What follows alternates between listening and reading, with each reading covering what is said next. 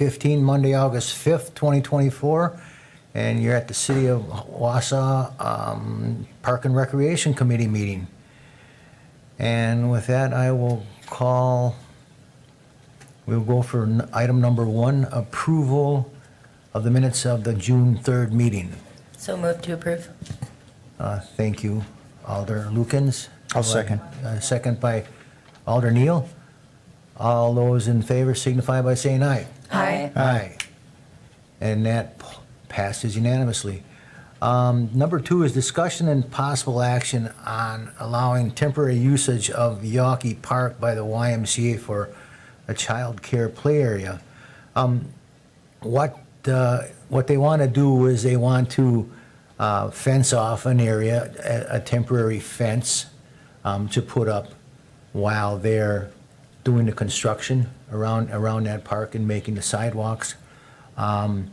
They use the park anyway, and I guess it was kind of, what's the word? To allow them to do so, because putting up the temporary barrier would keep them out of the construction area. So I'm open to that discussion. Alder Rasmussen. Thank you. I think that's a reasonable request. I mean, the children that they care for are our community's children, and we want that park to be utilized. It makes sense that they would utilize it. So I'll make a motion that we approve the temporary use. Thank you, Alder Rasmussen. They use the park anyway, so, Correct. I mean, for their children. Yep. I'd second the motion. Thank you, Alder Watson. Any further discussion? Yes. Just a clarification, so you guys asking to like amend a lease, or is that what you're approving? You're approving because they would be putting up a fence, so that's an improvement, so would you need a lease for that? I'm not sure, because it's not going to be a permanent fixture. It's just going to be a temporary barrier to keep children out of the construction area, and it'll be coming back down once the construction is done. I'm just wondering if you want like a document that states that, having it in writing. We can look at what we did when they built the landing in the first place. They Okay. did this very same thing. I can't remember if we had anything in writing or if it was just the approval from the committee. I'll have to go back and look, but. So the one thing that I have from that is that they were expanding a lot, and there was a recorded lease agreement for part of the park for it, but it ended in last year. Yeah, they actually are So- purchasing, that's that right away Okay. that they're purchasing from the city. Okay. So that there's no longer a lease agreement with that, because now they're gonna take ownership of that old road right away. Okay, But we but can- so you'll look to see the way that it was done so that our office can make sure we're doing what we need to do to make sure that this happens if it's approved? Yep. Okay, thank you.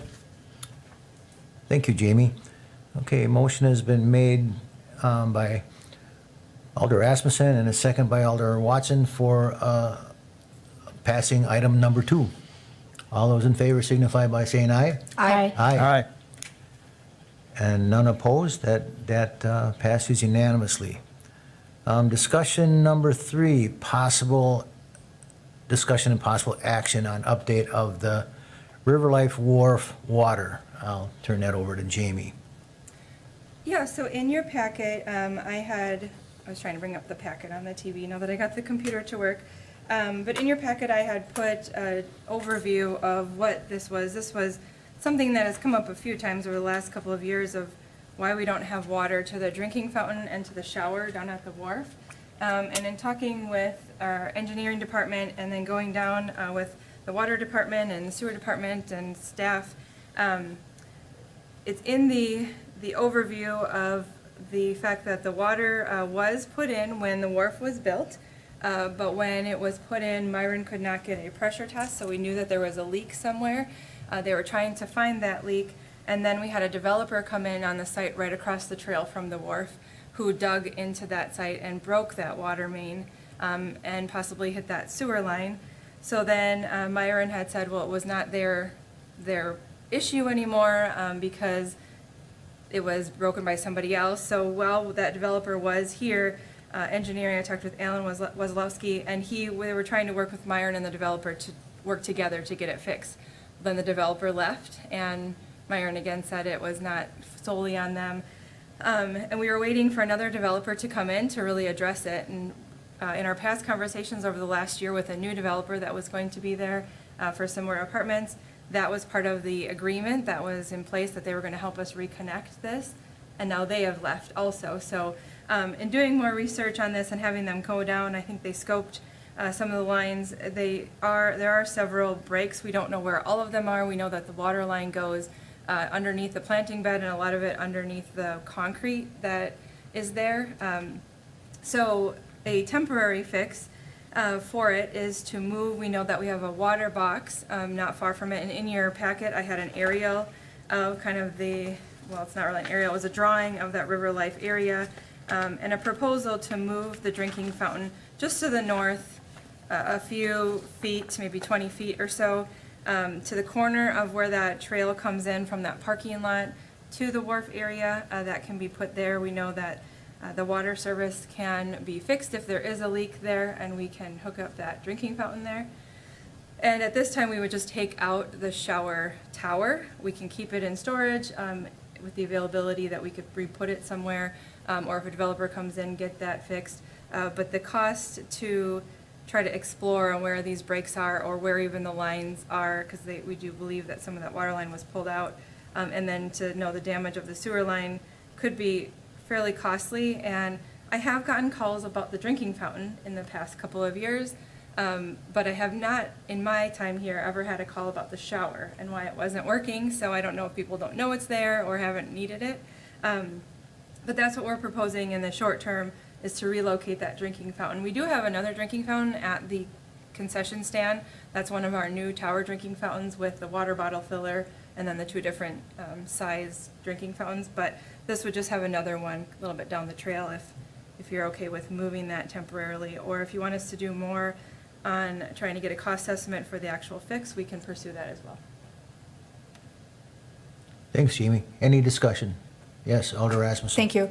I think it makes sense to wait on that shower tower until we have a project afoot that we can couple that repair in with. I mean, as long as there's not been an overwhelming demand for that to be functional and working, I think that as that area starts to develop and that wharf becomes more active, you may see that. But now in its infancy, really, it doesn't make sense to tear into that right now.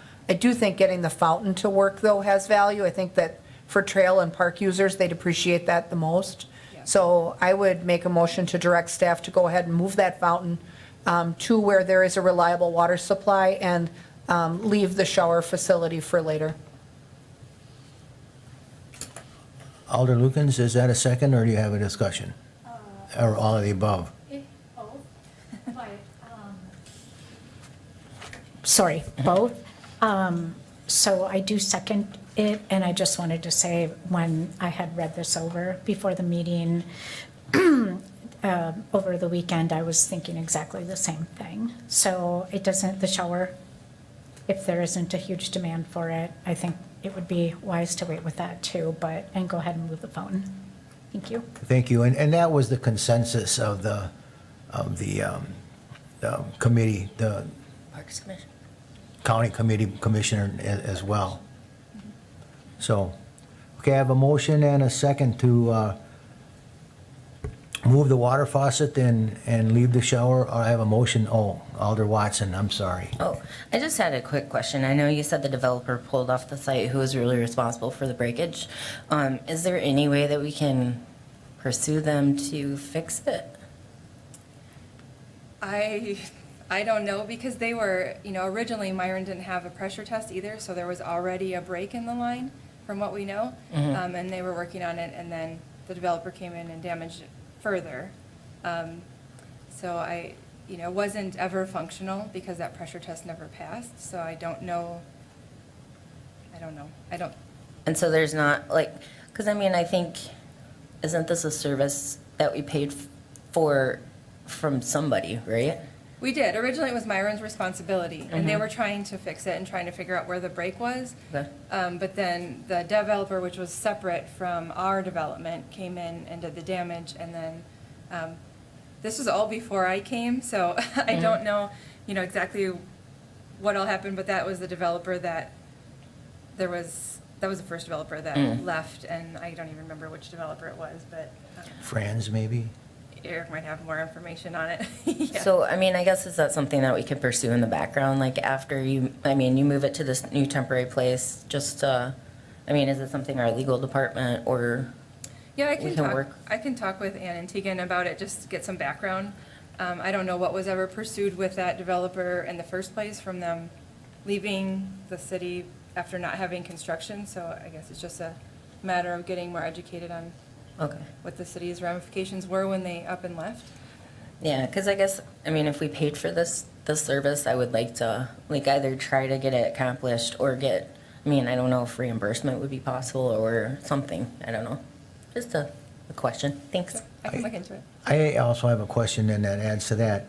Would it be worth the legal, I mean, if we're gonna develop that some sooner or later anyway, that line would probably have to be replaced or moved at one time if there's gonna be any construction. Yeah. You know what I'm saying? Yeah, and the most recent developer that was proposing the building there with the shops on the bottom and the apartments up top was very willing to help us connect that back up as part of their development. But when they decided not to go forward with their development, then we're back to where we were before. So I do think if a developer comes in there, it's an opportunity to get that hooked back up. Now, there probably will be a cost to that. So I can touch base with Ann on the history, because like I said, it was before 2018. I know that when this was broken, but I can check on, see what they had gotten, if anything, the city, I don't know what the city got from that developer when they left the site, so. Okay, Alder Neal. Thank you. Just a question about, the location, more or less, of the break. Now, is this just in a portion that would be serving the wharf area? I mean, water is coming to that developable site, right? I mean, it's just turned off at this point, and, Yeah, so there's water, I have it on the screen, where the arrow is, there is, or right in this area, there is a box that's there that water is to. And then I believe there is a small break, I wasn't at the meeting, Andy from our department, I went to the meeting, and I don't know if you were at the meeting or not, but there is a small break, I believe, on this side of the trail, but it's easier to fix and get to where we want to put the drinking fountain, but there is water to that area. and then as far as, having water available to the wharf, like for, I don't know, spraying down boats. I mean, we have the irrigation boxes in the ground, which is river water, as you told me the other day. It is, yeah. And that, that would be available for that kind of purpose. I mean, do we really need a connection to the wharf anymore? Or we just seal that off? And, I mean, I don't know why we would have to pursue it. I've always thought the showers were kind of an odd amenity there. I just didn't see it being used. I mean, it's not like people are jumping in the river much, and then want to get, showered off. They might fall in the river, but, so, yeah, Yeah, I think if we choose not to want that shower back there, then I don't see there really any need Yeah. for it, because we can connect, there is a way to connect a little hose bib off there, where Andy has an idea of where that would be. So we would have that ability even to spray off the wharf if we got, Sure. a lot of debris there, we can clean it. yeah, okay, thank you. And it's not like it's a salt water where you need a shower. So, are you gonna pursue that with Ann? Yes. Okay. Ask her the So I history. have a motion on the floor, on item 4 by Alder Rasmussen and a second by Alder Watson, and, to move the water faucet, or second by Alder Lukens, I'm sorry, to move the water faucet. All those in favor signify by saying aye. Aye. Aye. And none opposed, that passes unanimously. Item number 4, discussion and possible action on setting the September meeting date due to Labor Day. I'll turn that over to Jamie as well. Yes, thank you, Mr. Chair. Looking at the next meeting, we fall on Labor Day. So I brought up, and I can bring up again, the city calendar to give us some options for a possible September date on when you'd want to meet, or at least set the meeting in case or for us to have one. And looking at the September dates, I put a couple options in your packet, and then there could be other options, or if you have other ideas. But since the meeting would be on the 2nd, we could go on the 3rd, prior to the economic development meeting at 4:15-ish. I know that's early for some because we pushed this meeting back to 5:15 for those of you that work. So that could be too early, or we could possibly go on September 4th. It looks like there's nothing on the 4th if we wanted to try a Wednesday, if you were available that day. Another option I had would be the following Monday, the 9th. We could go after the Human Resources Committee, which could be, 5:45, even a 6 o'clock, 6:15 start. So I wanted to, or if you have any other dates, ideas in there. Let's see. Potential spam is Oh, of course. Okay. Alder Asmussen. Thank you. Do you anticipate items that you'll have to have for that first council meeting where we'll need to get it in sooner?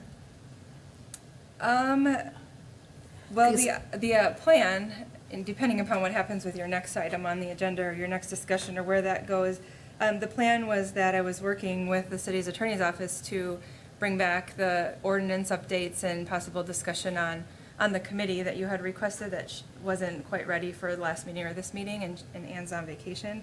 So that was something that we had slated for the agenda. I do have a couple of other things. We have, the fee structure, the fee schedule, but that hasn't ever gone to council No. anyway. So I don't have anything other than the committee stuff, which none of it's pressing unless Okay. it's required by, Because, really, any of those dates could work. I just wondered if we were going to get to a point where you would need more time between the two to, prepare changes or whatever, if changes would get made as a result of our meeting. But I guess whatever works for everyone else. yeah, it It's looks fine. like, it looks like we have two, according to the calendar, there's two council meetings in September. September. There is. 10th and the 24th, so I think we'd be able to make either one. The 4th would actually, if everyone could make the 4th, be easier because we wouldn't have to wait to follow someone else. At like 6 o'clock, we could go earlier, right? We could get 5:15 that day. The 4th, That's kind of what I thought. that's what, yeah. It's a Wednesday. Would that work? Because then we wouldn't have to wait for some other meeting to wrap up. Okay, so you're teaching that night. What about, the 26th isn't bad either. Nothing else was meeting that day, right? Is that your neighborhood meeting if we went? Yeah, if it's the fourth. It is the fourth Monday. No, I can't. Okay, we'll leave that We then. have our neighborhood meetings on. What time is your neighborhood meeting? It is at 5:30. Okay. If we'd go before ED on the 3rd, we could be done in time for them. They're at 5:30, aren't they? Yes, they're at 5:30. Okay. I could make that work if that works for everyone else. So like Just so we get it in, I want to leave enough days between that and the 10th in case you have to make adjustments and still get in time for the information packet release. Yep, I could do 4:15 on the 3rd. 4:15 on the 3rd. 4:15 on the 3rd? That works for me. Okay. Okay, Okay. let's do it. We'll send out a new meeting invite and get it posted on the calendar. Okay, Okay, thank you, Jamie. perfect. Item number 5, discussion on intergovernmental agreement to provide park and recreational services for the city of Wausau. I have, first I wanted to say that I have, for next meeting, I have an idea as how to move forward we were talking about the standing and non-standing committee standing. But I would like to not talk about it at this time because I need to get legal advice from Attorney Ann Jacobson. So hopefully next month I will have, not hopefully next month I will have something for you to discuss. And second,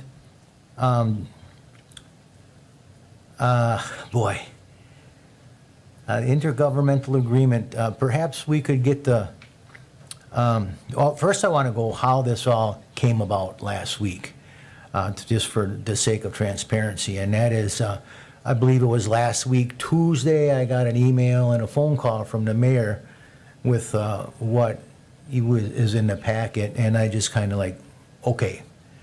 Well, then it was the next day, I believe I was talking with both Alder Rasmussen and Jamie Polly, then I found out that this was all of a sudden going in front of the news media, and that's why we quickly thought that it would be a good idea, since it was kind of blindsided us, that we get it in the agenda.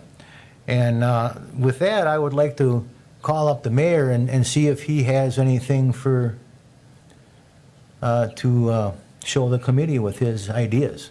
Mayor Denny, would you like to step forward?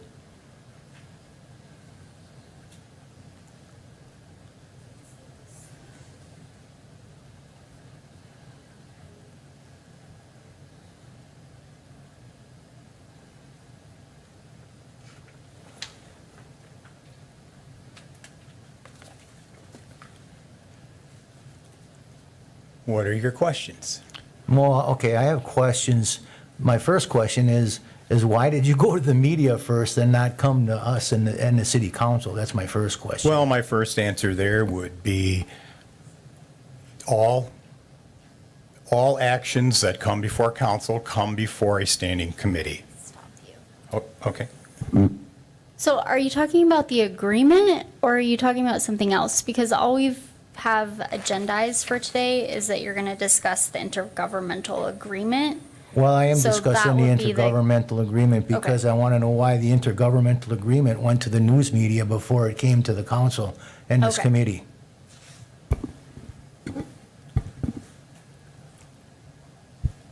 I don't know if, I guess maybe I would agree with the assistant city attorney that this may not be properly agendized to get into the details of what was published. So, but what you have is what I gave to the press. What you have is what I would expect to come before the finance committee and come before Parks and Rec. That's how we do things. We take them to committees. Committees vote on them, discuss them, and then bring them for council. So, you know, this is the first step in the process. I gave you the template on zero-based budgeting. I would, again, maybe agree with the assistant city attorney that the details of what I've presented don't necessarily align with what was put on the agenda. So I don't know how you would like to proceed on that, but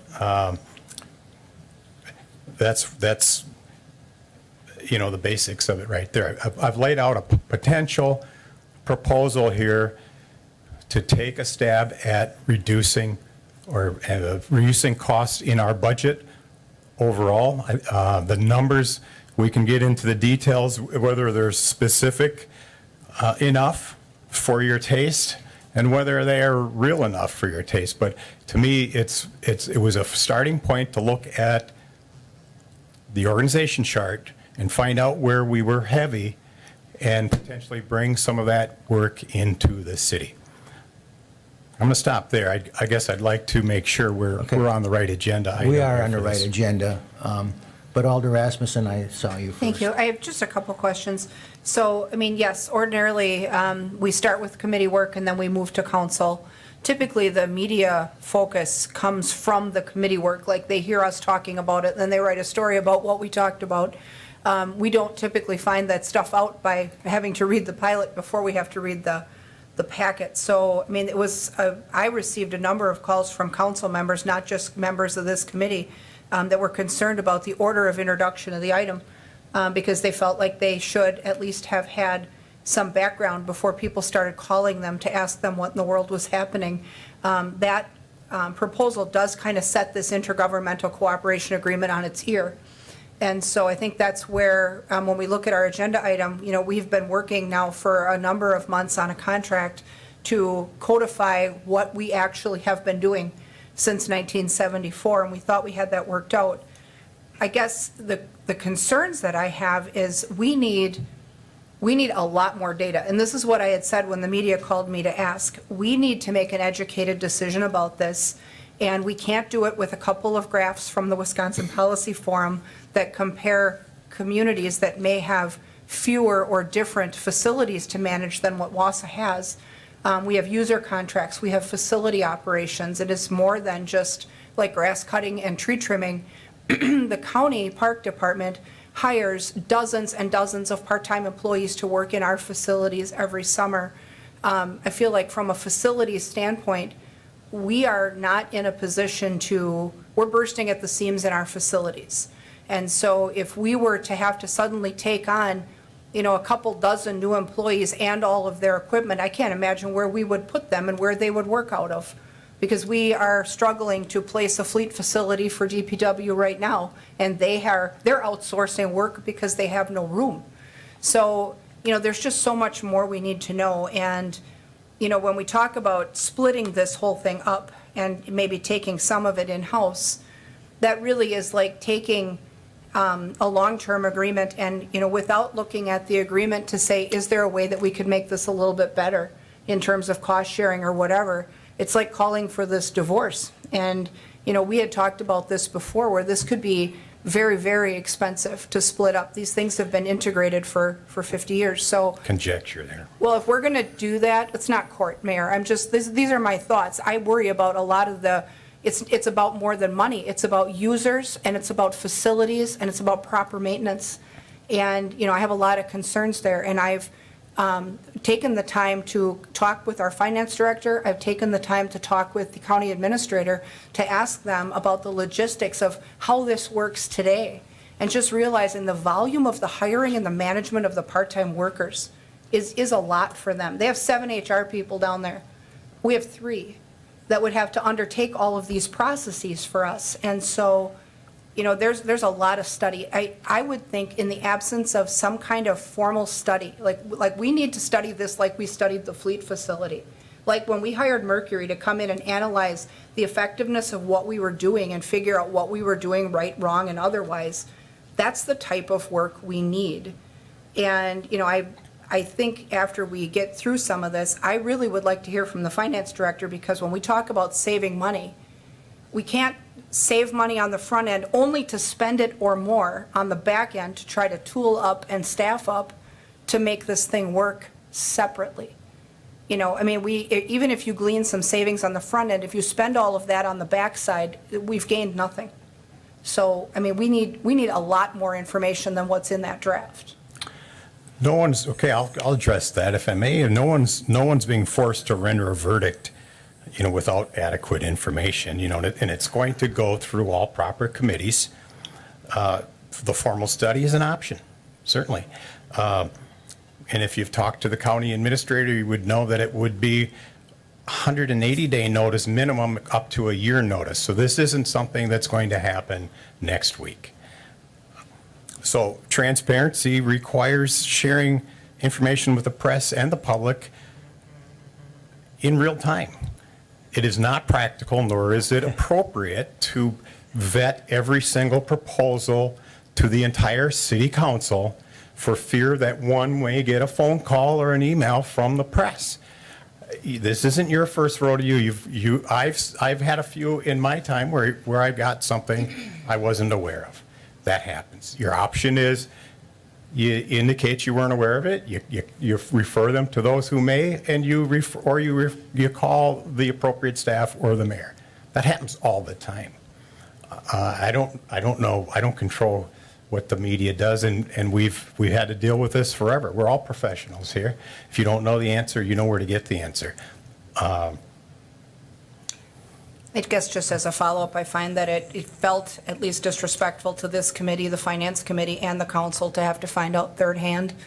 It puts council members in an awkward position, and debuting something in the public sphere first where it's had no vetting and no research really backs us into a corner when it comes to answering to citizens and trying to make a decision with no background. So the complaints that I got were about the fact that they were finding this out at the same time as everyone else in the community, and they had no answers for people who were asking, and they were just very frustrated with that. So the information that you had was the same information that everyone in the public had, the same information that the press had, same information that I have, same information that I've talked to. Pardon me, Elder Jenny. It's not that we all got the information, it's just the way we got it. So we'll just leave it at that, and I'll call on Alder Watson. I guess to touch on the information thing just one more time. I actually did hear about it from an email from a publication, asked me questions about it. And so I think just heads up is what I sort of like. I mean, I don't always follow every periodical. So just like shooting us an email, hey, I'm putting out this press release today kind of thing. But I also look at this agreement and I don't think anything's broken. Like we've been talking about the quality of the services we get from the Parks Department, and I guess like if it ain't broke, too bad. Why try to like reinvent the wheel? So that's why I was gung ho about this intergovernmental agreement, because I think we just have to like cement what we've been doing for 50 years, right? Okay. Thank you. Thank you, Alder Watson. Alder Neal. Thank you, Mr. Chair. Well, first of all, the question of whether or not we should even be talking about this off the agenda, I think it's totally relevant because it was originally on there as an update, and now it became a discussion item because of this new wrinkle attached to it that, affects, the whole concept of the intergovernmental agreement.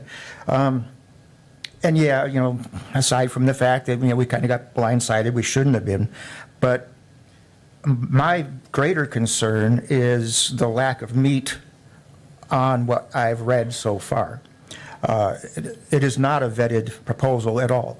You say it's just the first step, but to me, the first step would be multiple steps, and that would be discussions with Director Polly, with the Parks Commission, with the Parks Supervisor, the board supervisor, and look at organization, operations, personnel, duties, throughout the year, how they are managed, are there money savings possibly by reducing some redundancies? Maybe, but they've not been identified other than, well, we've got these many mid-level people, so why don't we cut that in half or whatever and save this much money? That is not a vetted proposal. It's not anything that we can look at and go, yeah, I agree with that. It's not anywhere near that point of discussion. So it shouldn't have been, I think, out there being discussed in the city as if this is a great, savings proposal. We don't know that yet. We don't know how this thing would flesh out. We have, like we called it, a formal research. It needs to be done. It needs to be done before anything else is discussed on this issue. I mean, we have to really dig deep and look at all the layers and determine, why did we have this intergovernmental agreement made in the first place 50 years ago? Because there were reasons, I guess, that it seemed like the logical thing to do. So are those no longer applicable, or has the time changed since then? Let's find out. But let's not use this as just something to toss around out in the public as a potential savings, or you're getting pushback from committee or council on a money savings thing. That's not the point. We all want to save money. We all want to do this, job the most efficiently, and as streamlined as we can. But we also need probably some redundancies, and we need some element of succession planning in place when you're talking about mid-level people and the next level up. I mean, we can't just kind of slash and burn at that. It really needs to be looked at with a very calm eye and quite the microscope. So I think those steps, or a lot of those steps, should have been taken already. Well, here's a step that I think Mayor, let Alder Neal finish, please. I was going to ask you, what is your next step? Well, my next step was to make sure that it got to the committee with proper staff work. This was put on, I would say, potentially hastily. I believe there was some staff work has started on this. It has not completed, and quite frankly, I was not anticipating this was going to be on for full discussion tonight, but here we are. And what I have given you is my analysis of of the parks. Here's another thing. If you want to look at the cost structure, we pay for 50% of the parks. 50%. Who pays for the other 50%? Anyone? Nobody. That's a trick question. The county and the city taxpayers pay for 25% of the county revenue. So in a sense, we're paying for 67% of parks. That's just a high-level observation. But looking at the numbers that I gave you, I believe we can do this in-house. Hey, we can start from scratch. A few months ago, you had the former mayor here propose a $60 to $80 million project in 5 years, and nobody batted an eyelash on it. Come on, this is Stay on the real topic, world. please. So we, Point of order, point of order. Stay on the agreement, please. the point is, we can handle complex problems in this organization. This is not a complex problem. We have 22 city parks. We can figure out. 37 city parks. Jamie, We have 37 city, 37 city parks, and how many county parks? 17. 17. We know the number of parks. We know what work needs to be done on. We know what programming looks like. You know, there is analysis we can do. If we have to start from scratch, we can start from scratch. It isn't, the starting point is where we are, is not necessarily the template that we have to use. Virtually every Class 2 city every Class 2 city that I'm aware of in this state has their own city parks department. We can do it. It's not that hard. Alder Lukens. Thank you. Chair Larson. So one thing I want to be really clear about right now, since this is being recorded for the public, and in case media does report on this, the 67% that we're paying for, I just want to be really careful that I don't know how accurate the information that you just said is. So I just want to make sure that, you know, we're not following that. But anyway, so I served on the Parks and Rec Committee in my last term, and we went through all of this. I have literally spent hours going back through all of the agreements. And then we've spent a lot of hours this time too, and we've had a lot of discussions. So as a reading teacher, interventionist, I work with a lot of students that struggle with reading comprehension, and one of the very most important aspects of that is background knowledge. So when there are things published in the newspaper, in the Wausau Pilot, without any of us that serve on this committee or on council having any idea about it, I also found out about it when I received questions from the media. So I had not seen it. So I have some background knowledge, but residents don't. They have not looked over all of these agreements. They haven't put in the hours. And so I don't think, I wouldn't expect, anyone to have all of that. And I would ask, as I did in my email, that going forward, this not happen again, out of respect for us as council members, because this isn't the first time. This has happened. You sent a few things to the media without us, the council, before it's been discussed. So I'm asking out of respect and integrity, and I'm all for transparency. But it's not fair to residents, and it creates angst. And to give us, the ability and to be accurate and transparent. I am asking you going forward to not publish things before we get a chance. If you could please start it in committee as you were saying, I'd really appreciate that. The other thing is that, yeah, the city has more than twice the parks of the county. And, I guess what really threw me about this is because we've had all these discussions and the discussions about the ordinances. So I just, I was really taken aback and I guess I would, my issue also is the data. To have data that really backs it up would be one thing, but I just think especially in these years where there's, so much division, we as a community don't need that. And so the more that we can all work together, that's been my goal. I would really like to do that. Thank you. Thank you, Alder Lukens. Go ahead, Alder Watson. Looking at me. So when I was reading the memo, the one conclusion that jumped off the page, where did the 400 to 500,000 come from? Like, could you take us through those calculations? Was it just the 1.5 FTE? That's sort of where you guesstimated that savings, or?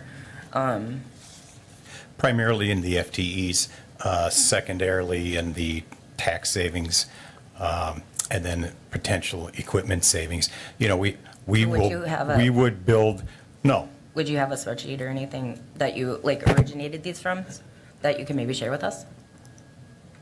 So I could know. Sure, I have the organization chart, Yep. okay, and that discusses the preliminary there. As far as the detail on a per dollar per each, no. We're building a urban park system is what we need. We have an urban park system. What we have is a with the county. We don't do the same things in the urban parks as we do necessarily in the Eau Claire River, for example, Eau Claire Falls. So the details will follow here. This is a high level. It started out with the zero-based budget concept. So the first thing you do when you look at zero-based budgeting is you look at the organization chart and find areas where there's redundancy or there is duplication, and So additional. that's where the 400 to 500. Primarily there, yes, and whether or not that's the exact number, the number is we can save money. Is it valuable if it was 150,000, 200,000? What is that number? I don't know what would make what you're looking for, but the savings are there because of the reduction in layers, the reduction in redundancy and consolidation of effort, focus on urban parks as opposed to rural parks. So I guess my concern with the numbers is they're sort of misleading because we don't have anything to base them off of. But I also, savings is savings. Maybe it would have been better to say we could have savings versus, saying $500,000, because that's pretty big. But I would like to see, I know we might get some savings within the first year, but once you go forward, continuing, do we need to hire new people? Do we need to acquire new, maintenance of equipment? I think there's a lot of moving pieces, and I just like a really big spreadsheet with some of this data out. So we did not run, I don't think the finance department has run full analysis on it, no. The DPW has not run full analysis, but we had preliminary discussions. I had discussions with the county executive. I talked to Mike Martins and I talked to Lou Larson. I have talked to others. I should be also talking to HR. So there's a series of committees and staff that this will go through. I just think it's premature to put the numbers out there. That's all. Okay, well, I it's guess. premature to be having a detailed discussion at this point, I would agree. Yeah, well, It was already put. It was already put out there, so I guess my thoughts is that I agree 100% with everybody that's been said here, but I also have one point that wasn't brought up that I would like to bring up, and that is putting this back on the backs of the DPW. they're not staffed, they don't have the knowledge to operate a park system, and Eric Lindman is already overworked. I don't know if you could say overworked, but he's got 2 jobs already with the water department and the DPW. To force another department on him, I think would be first too much, and which would then probably cause us to have to hire people to run it anyway.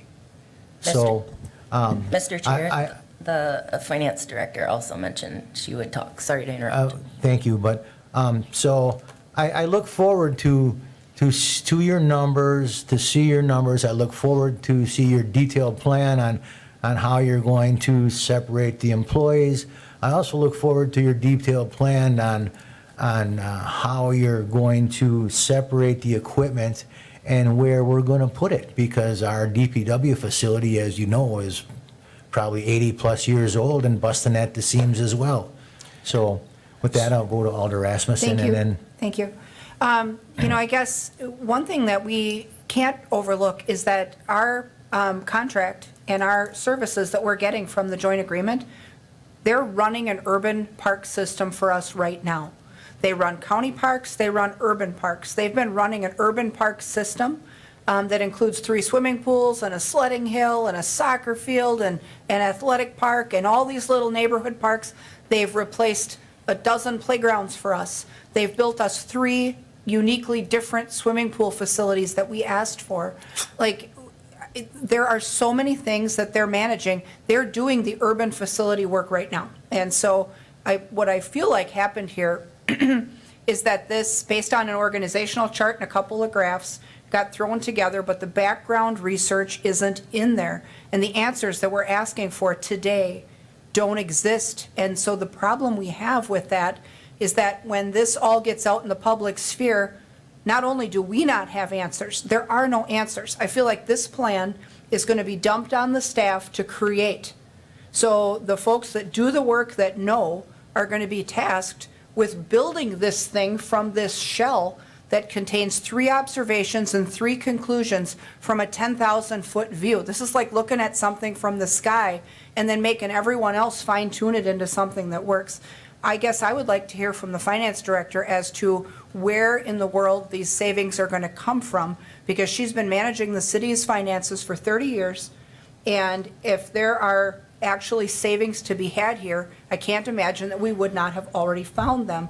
I also want to hear from Director Polly about the cost. She has job costing software that's better than it's ever been in terms of our systems. So when it comes to us, years ago, we would say, are we getting 50% of the service in exchange for 50% of the budget? And there were times when I first started in 2008, 9, 10, that was difficult to quantify.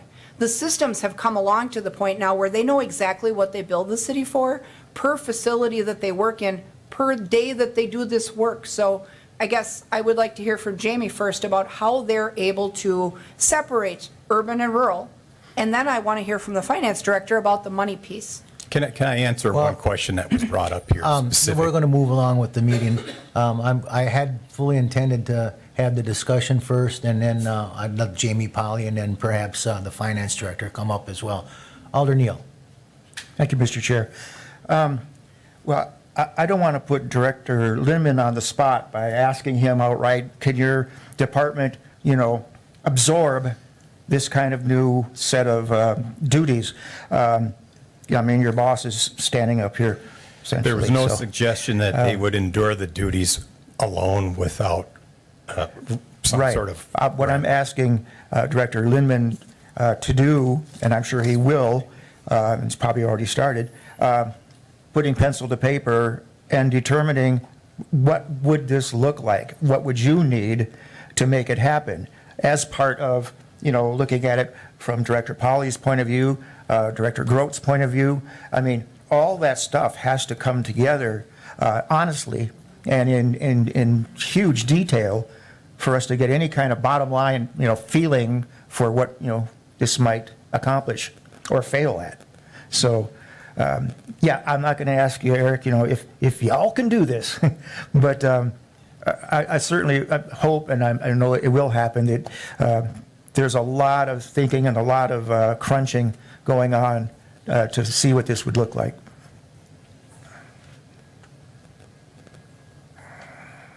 Yeah, I mean, I appreciate the question. I've had these discussions with the mayor as well, you know, like from an organizational standpoint, right? Like Parks has their organization, what we pay for, we have our organization, and there would have to be things that would have to be changed, right?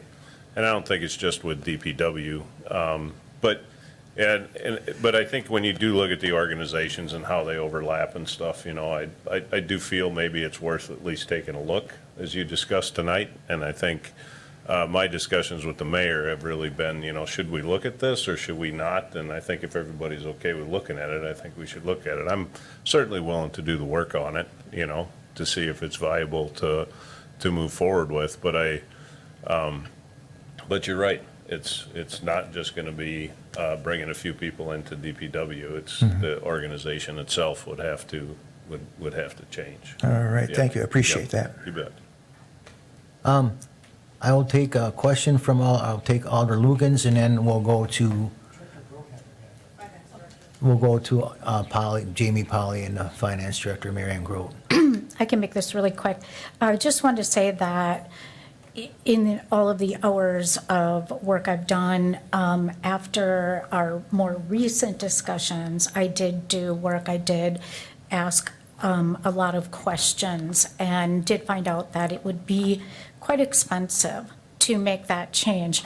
The other thing I just wanted to draw our attention to is that in the 5-year strategic plan, so we are in the midst of that right now, until 2022 to 2027. And one of the parts is in that is the parks. And one of the performance measures are to use a comprehensive outdoor recreation plan to evaluate the city's 37 parks for its offerings of economic diversity and community inclusivity.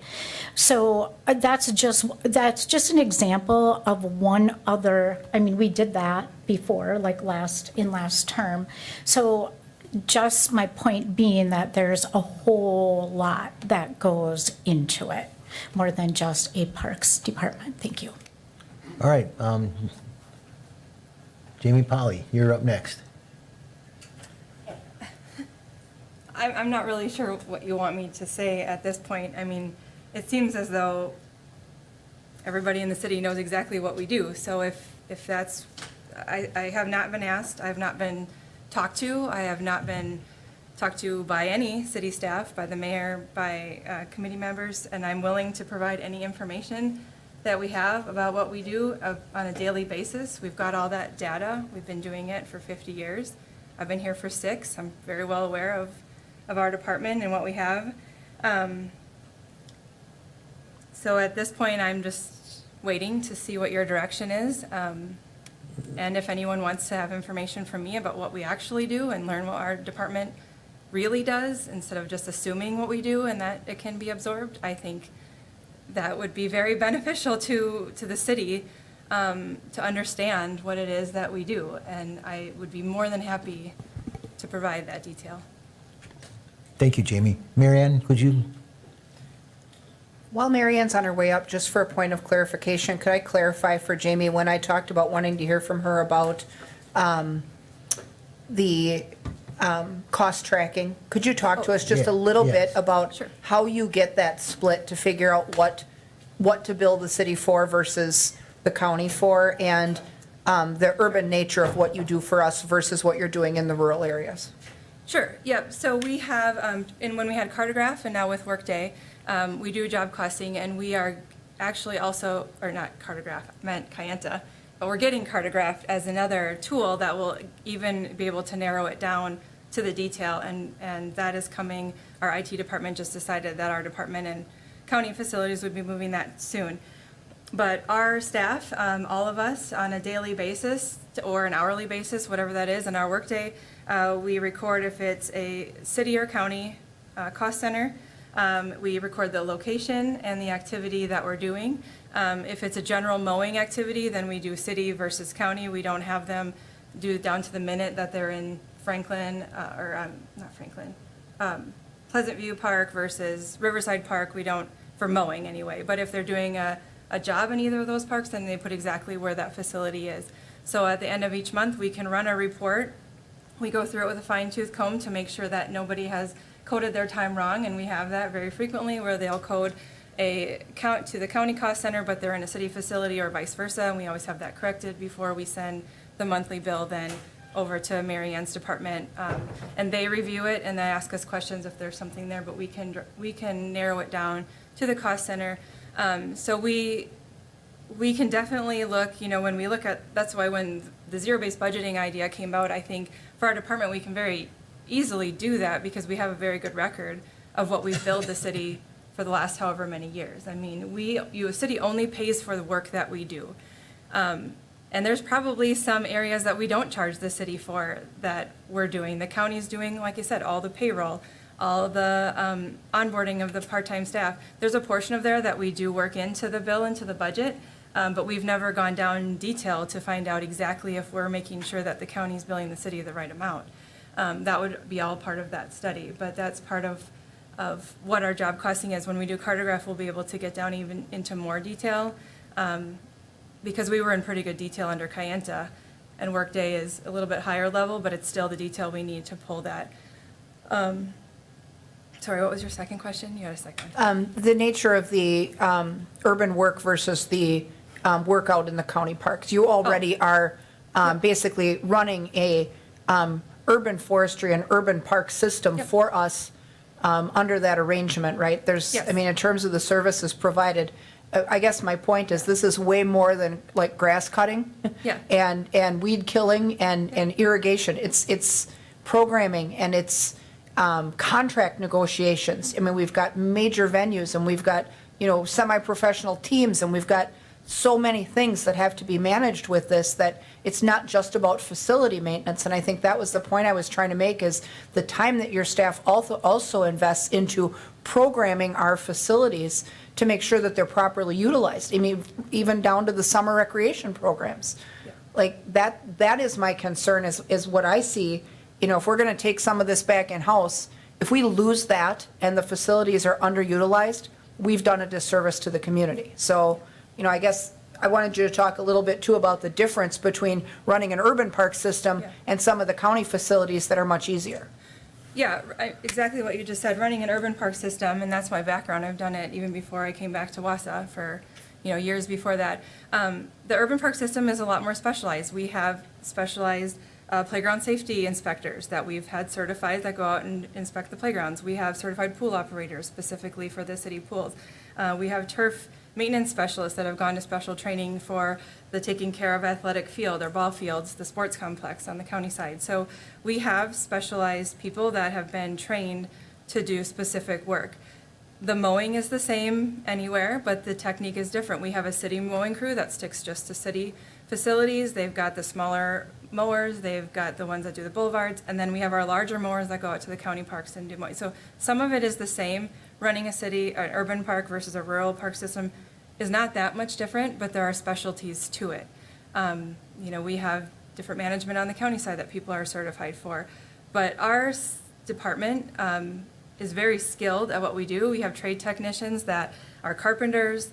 We have an electrician on staff, just like the city does. We don't have a certified plumber or anything, but we have people who have that background that can do basic plumbing. So we have a very skilled amount of workforce, and they do work in both city and county parks because we have facilities in both. So we run, our department is very capable and very educated in operating park systems, whether they're urban or rural, and we have the certification. And I believe we've been doing a good job, over the years to do it. And our staff takes a lot of pride in their work. And so if they see something that they can improve, they come to us and say, hey, we need to, maybe step up and do this certification or do this work. We take that into account so that we can better manage it. But there is some specialties to it, and we have adapted, and we have some very talented staff to do it. Thank you, Jamie. Thank you, Jamie. Mary Ann?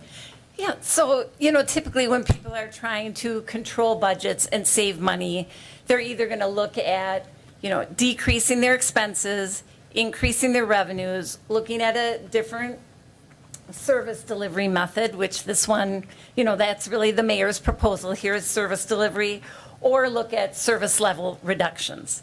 And I think, service delivery in this situation, when we're looking at economies of scale, by having a joint parks department, you are getting economies of scale because we're having two park functions work together. Whether there would be more economies of scale with DPW and parks, I don't know. I'm not a parks professional. Eric isn't a parks professional. I don't believe that we have someone on staff that could actually do a great job of giving you a good idea of what is possible here. And we're all struggling with bandwidth. I haven't been asked or started any analysis on this, but, our bandwidth right now is going to be budget. And so, doing a separate study is not feasible at this time within our workforce.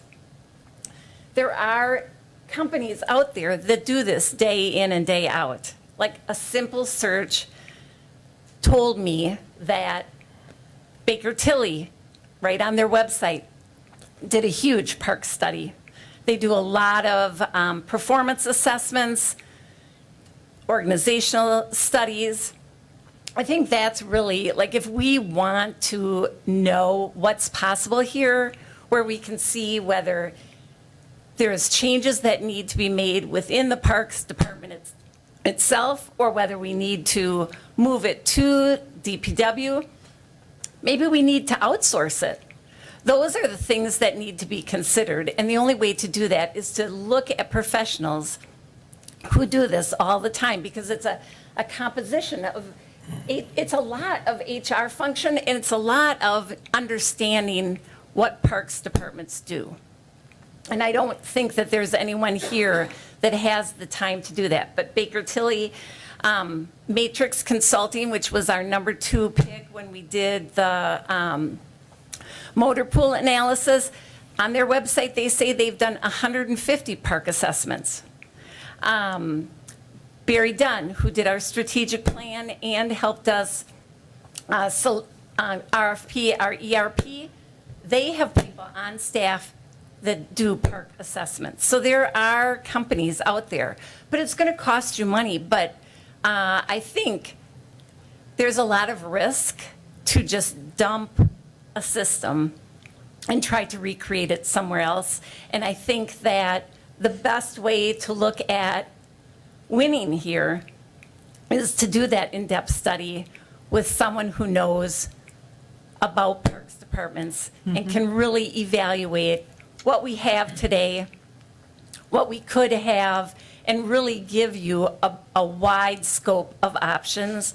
I'd also remind, when we did the 2024 budget, Public Works asked for 3 people. So to think that they have a big bandwidth for extra work when they asked for 3 additional maintenance staff is probably not, true. But I think, like I said, the economies of scale, it's going to be very fine, I think, difference between 2 parks departments working together and DPW and parks working together. But I would really urge you to hire someone to do a study, somebody who knows how to do these things properly, who has the bandwidth to do it, and is an independent individual. Thank you, Mary Ann. I guess with that, oh. I'll get to you. I guess with that thought, the first thought that comes to my mind is the constituents out there that are very, very critical of all the consultant fees that are being paid out there. And is this really a necessary consultant fee? Is this something we really necessarily need to do? Alder Lukens. Oh, thank you. I'm sorry, I didn't mean to interrupt you. That's all I was going to ask, like, if the finance director had any idea of what something like that would cost. I mean, I know that would be hard. But like, it's thousands and thousands of dollars, Oh, yeah. correct? Like, Yes, I would say $40,000 to $90,000. That's, and you could I don't know who's going to develop the work that you want them to do, but, you could ask for an itemization and select something. I don't know. Well, and, the study of the north riverfront was $100,000, and the money for that was set aside, and that got voted down. So I would have a hard time believing that that would get approved. Thank you. Alder Neal. Thank you, Mr. Chair. I'm interested in even just a very preliminary thought or opinion from the city attorney's office about, because this does, involve another party, the county, and, contract in place. To what degree are we, looking at incurring pushback or litigation, anything of that nature, because, we're essentially looking at tossing out something that's been worked up, and used for half a century. And going forward. I can tell you- I mean, the county would have to be an integral part of all this research and all of this, to get to a feasibility, votable feasibility study. I mean, they have to be right on board, but I'm concerned about, the legal aspect. So unfortunately, I am not prepared to answer that question today because it was my understanding that we were just going to be talking about the original agreement.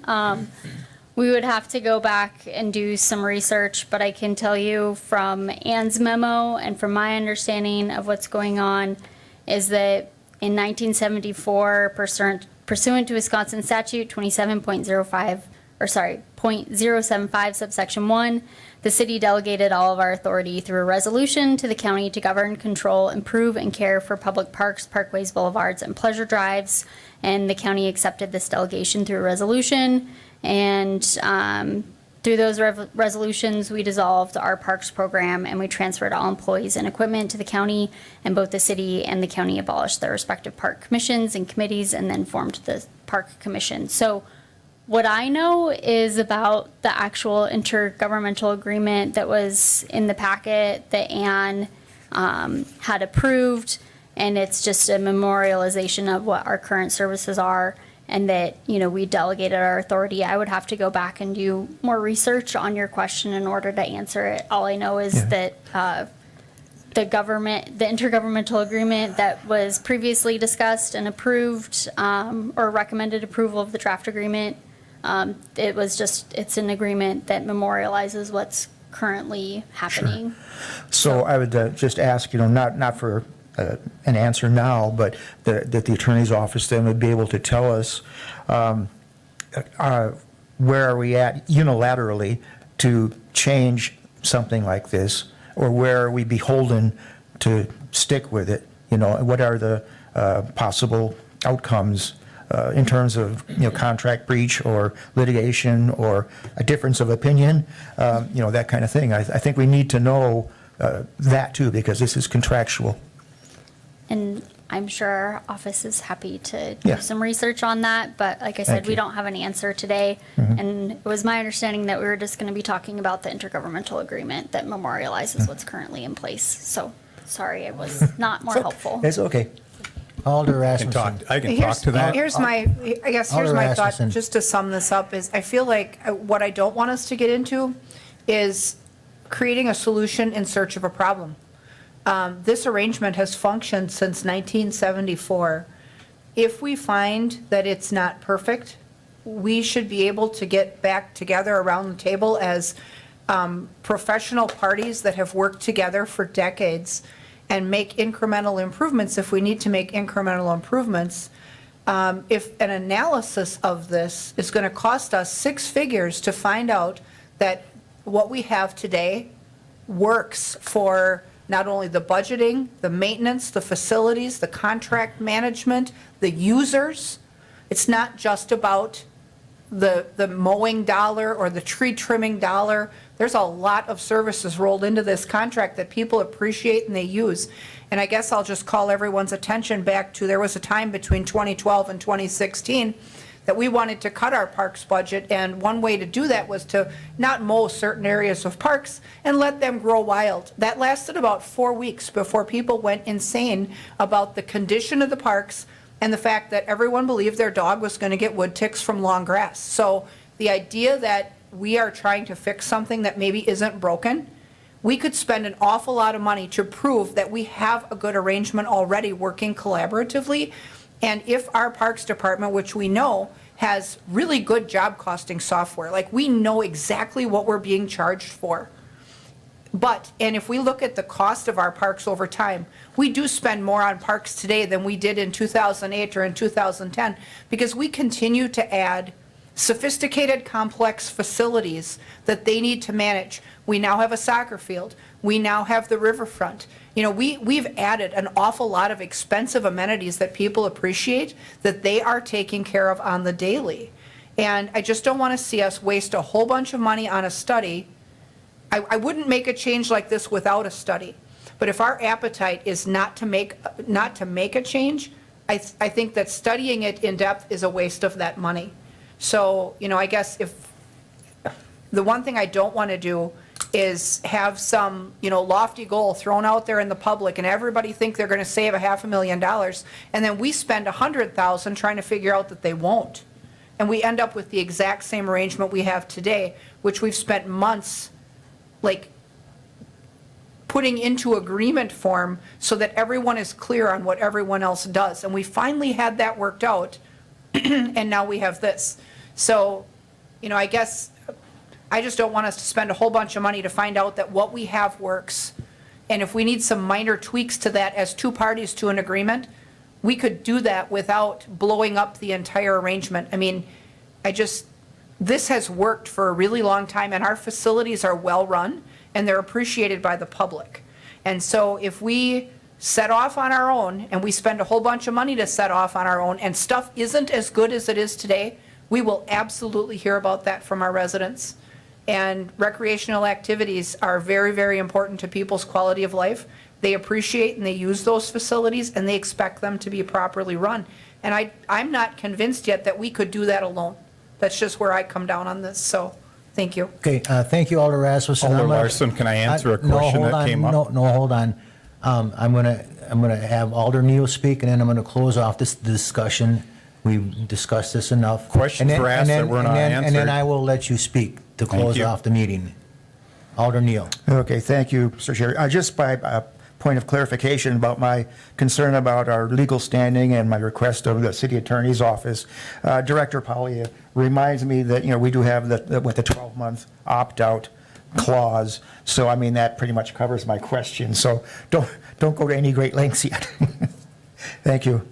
All right, thank you for everybody, and thank you, chair people, or thank you, committee people, for your robust discussion. It's very, very, I agree with everything that was said 100%, and with that, I'll lead the closing comments to the mayor.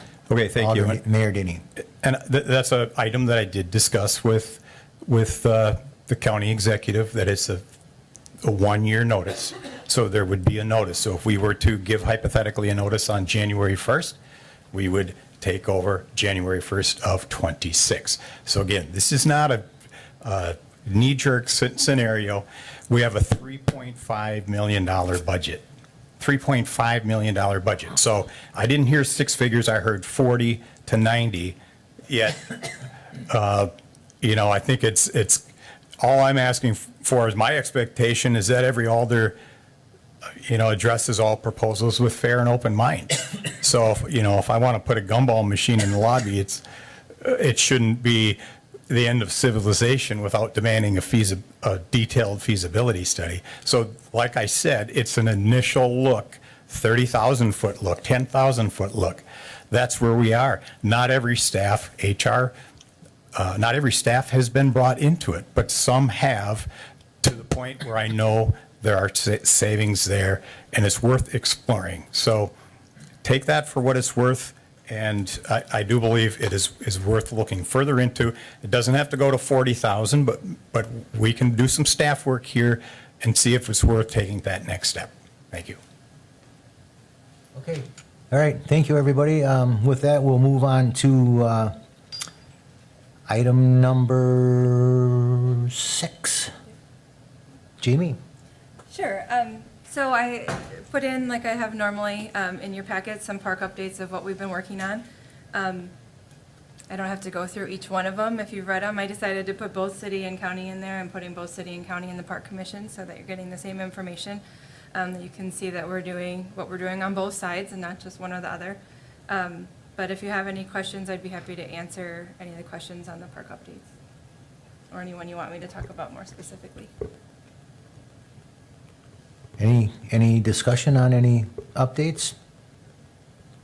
Okay, well, we'll leave it at that, then we'll go on to item number 7, future agenda items, committee structure, responsibilities, park ordinance updates, fee schedule, 10th Street park wall. Well, I do know what I'm going to bring you something next month for the committee structure.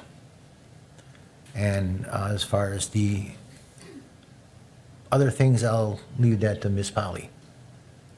Yeah, the one thing that I know will be on next month will be the fee schedule, because as we do the budgets, we work those into, so that will be something. The rest of it is not all time sensitive, so we're trying to gather some more cost estimates on some of the issues we're having with that wall at 10th Street. When we get those, we'll put it on an agenda, and then we'll wait for Chair Larson and City Attorney Jacobson to